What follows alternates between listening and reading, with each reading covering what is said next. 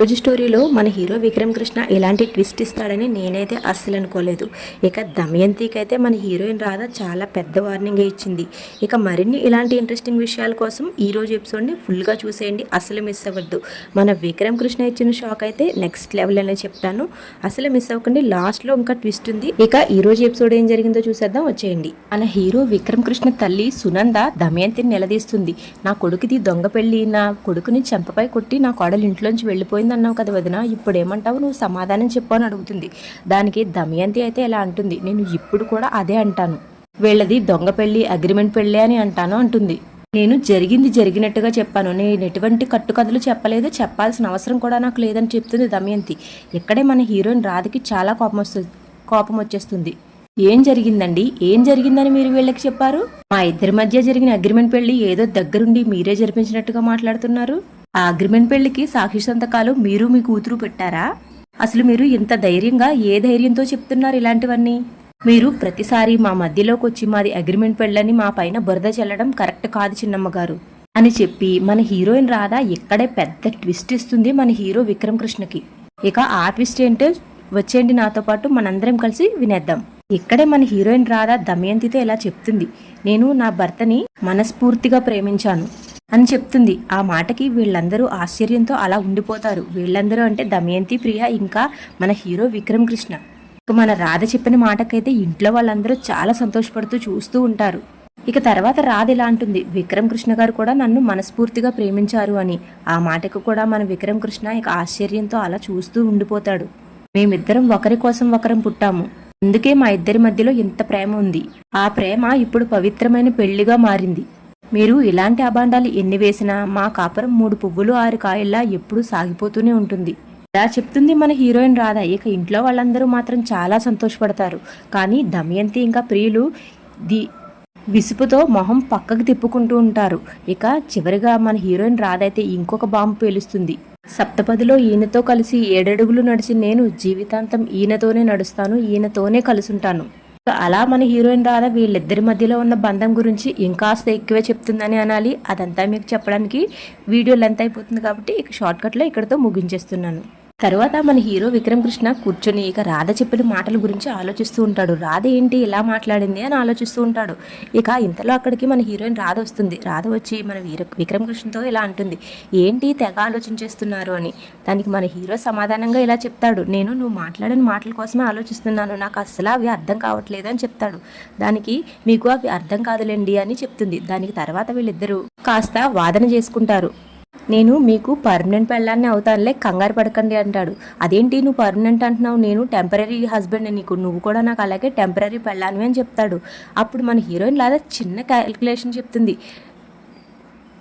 ఇక్కడ వరకు మన వీడియో చూసారంటే మన వీడియో మీకు ఎంతో కొంత నచ్చే ఉంటుంది. ఇక తర్వాత ఏం జరుగుతుందో తెలుసుకోయే ముందు మన వీడియో ఇప్పుడు వరకు మీరు లైక్ చేయకపోతే ప్లీజ్ మన వీడియోని లైక్ చేయండి. మన ఛానల్ సబ్స్క్రైబ్ చేసుకుంటే డైలీ నేను పెట్టగానే వెంటనే మీ మొబైల్లోకి వచ్చి మీరు వెంటనే చూడొచ్చు.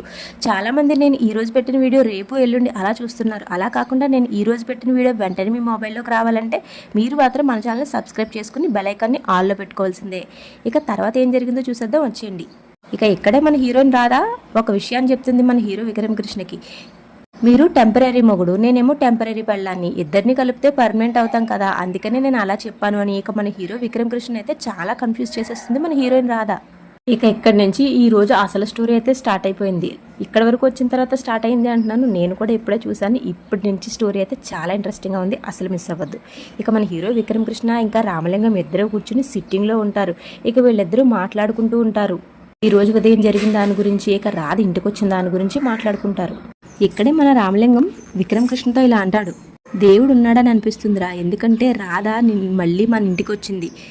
రాధ వాళ్ళ నాన్న మీద రౌడీలు అటాక్ చేయడం, మళ్ళీ నువ్వు వాళ్ళని కొట్టి వాళ్ళ నాన్నని కాపాడము, అందుకని నాకు ఇవన్నీ చూస్తుంటే ఒకటే అనిపిస్తుంది, దేవుడు ఉన్నాడు, దేవుడే రాధని మళ్ళీ ఇంటికి తీసుకొచ్చాడని అనిపిస్తుంది అని చెప్తాడు. ఇక్కడే మన విక్రమ్ కృష్ణ షాకింగ్ విషయం చెప్తాడు. ఈ విషయం అయితే నేను ఆల్రెడీ ముందుగానే అనుకున్నాను, నేను ఊహించాను మన విక్రమ్ కృష్ణ ఈ పనంతా చేశాడని.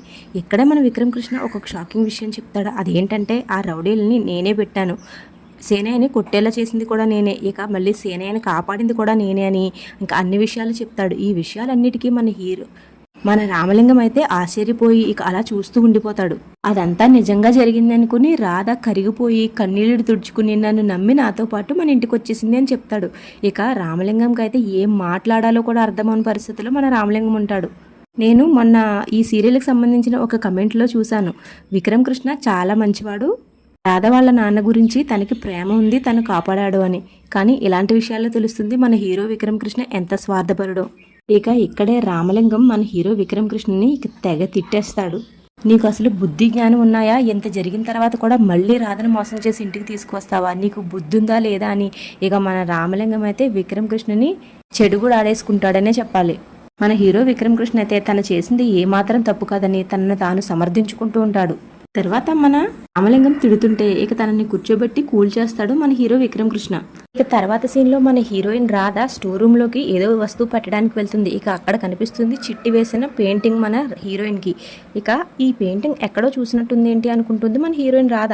తర్వాత ఆ పెయింటింగ్ తీసుకువెళ్ళి సునందని అడుగుతుంది, అత్తయ్య ఇది ఎవరిది అని. దానికి సునంద చెప్తుంది ఇది చిట్టిది అని, దానికి సంబంధించిన వివరాలు చెప్తుంది. ఇక తర్వాత హీరోయిన్ రాధా ఇది చిట్టిదైతే నాకు ఎప్పుడో ఎక్కడో చూసినట్టుగా, నాకు చాలా దగ్గర సంబంధం ఉన్నట్టుగా అనిపిస్తుంది ఏంటి అని అనుకుంటూ ఉంటుంది. అలా ఈరోజు ఎపిసోడ్ అయితే అయిపోతుంది. ఇక రేపటి ఎపిసోడ్ ఇంకా ఇంట్రెస్టింగ్గా ఉండబోతుంది. రేపటి ఎపిసోడ్లో రామచంద్రయ్యకు ఒక ఫోన్ కాల్ వస్తుంది. ఆ ఫోన్ కాల్ ఎవరో కాదు చిట్టియే చేస్తుంది. రామచంద్రయ్యకు ఫోన్ చేసి హలో నాన్న, నేను నీ చిట్టి తల్లిని అని చెప్తుంది. ఇక నేను తొందరలోనే మీ దగ్గరికి వచ్చేస్తున్నానని కూడా చెప్తుంది.